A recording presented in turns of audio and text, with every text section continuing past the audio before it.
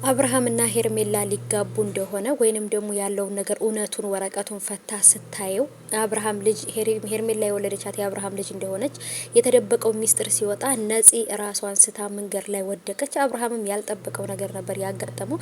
ምን እንደሚያደርግ ነበር ግራ የተጋባው። ነፂ ለወንድ ብለሽ ለዛውም ደግሞ ለአብርሃም ብለሽ ይሄን ያህል ራስሽን መጉዳት አለብሽ ብዬ አላስብም።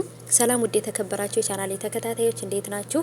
የኔ ውዶች እጅግ በጣም በአሳዛኝ ሁኔታ መጥቼላችኋለሁ በድጋሚ ማለት ነው። ነፂ በጣም ትልቅ ስትረስና ጭንቀት ውስጥ ገብታለች። ራሷን ስታ መንገድ ላይ አደባባይ ላይ እስከምትወድቅ ድረስ በአብርሃም ፍቅር እንግዲህ ተጠምዳለች። ይሄ ፍቅር ነው አለለም በሽታ ነው ብዬ ነው ማስበው ቤተሰቦች ማለት ነው።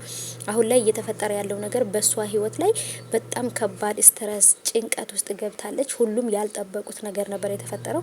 ነጽዬ ለራስሽ ለቤተሰቦችሽ ለህይወትሽ መኖር አለብሽ ብዬ አስባለሁና አብርሃም የልጁን እናት ሩታን ትቶ የሄደ ሩታ በጣም ጀግና ምርጥ ሴት ናት። ለሷ ያልሆነ ላንቺ ይሆናል ብለሽ ነጽ በጭራሽ ማሰብ የለብሽም።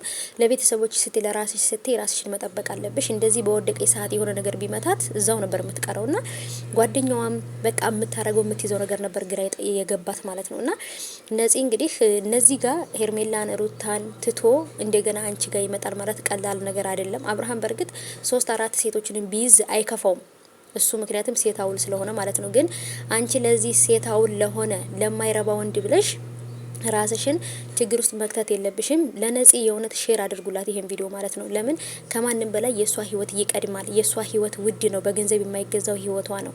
እና እንግዲህ አብርሃምን አፍቀራ አብርሃም ወደኔ ካልመጣ ሄርሜላን ትቶ በጭራሽ ደግሞ ከኔ ጋር ካልሆነ ከሄርሜላ ጋር አይሆንም በማለት እየፎከረች ነው።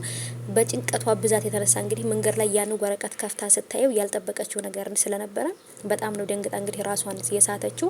እንደምታዩት እጅግ በጣም ታሳዝናለች። እና ራስሽን ጠብቂ ነፂ፣ ከባድ ነው።